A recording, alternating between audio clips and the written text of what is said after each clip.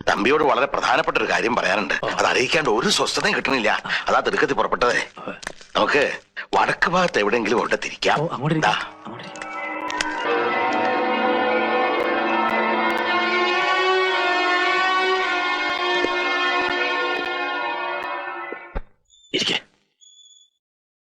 കുടുംബക്ഷേത്രത്തിലെ ഉത്സവമൊക്കെ എത്രടായി? ഒന്നിനും ഒരു മുടക്കവും വരുത്തിയിട്ടില്ല. ഭംഗിയായി നടക്കുന്നു. പ്രശ്നമായിരിക്കാം. വിശദമായിട്ടൊന്ന് നോക്കുണ്ടായി. കുട്ടിക്കിപ്പോ ദശാസന്ധ്യ. ലേശം മനപ്രയാസൊക്കെ ഉണ്ടാവും. ഇവിടെ അകാലമൃത്യു വരെ ഉണ്ടാവാം എന്നൊരവസ്ഥയാ.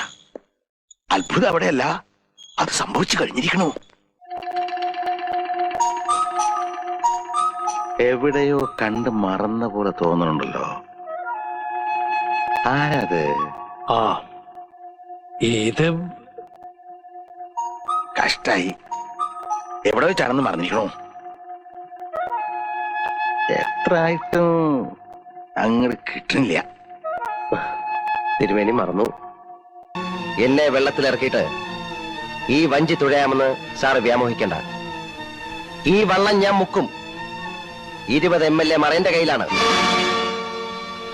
സോറി, 21 ഭരണകക്ഷി MLA എന്റെ കയ്യിലാണ്. നീ എന്നെ പറ്റിച്ചുട്ടോ.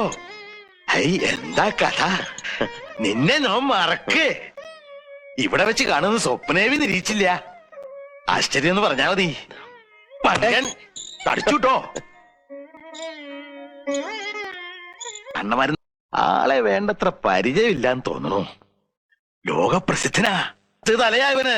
തിരുമേനി, എനിക്ക് തിരുമേനിയോട് സ്വകാര്യമായിട്ട് അല്പം സംസാരിക്കാനുണ്ട്. ആയിക്കോട്ടെ, ഇന്ന് നമുക്ക് ഇവിടെ തന്നെ കൂടാ.